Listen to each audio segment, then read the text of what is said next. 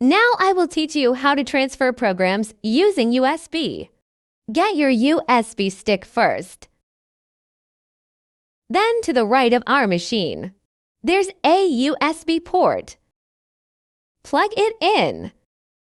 Return to System Program Editing.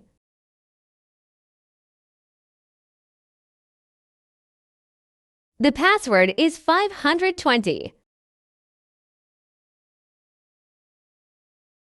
Return to the next page. There is a File Management.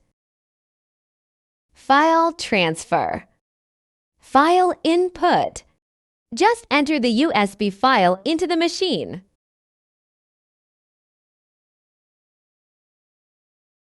Here is the program on USB.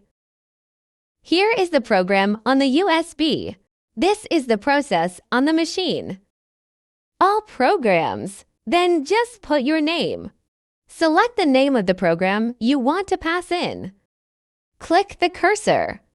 Here's an option. To copy is to copy the past. Because my program is 12.6, I've passed it in. Let me see. This is the code for my machine. There is already a 12.6. This is the USB transfer program.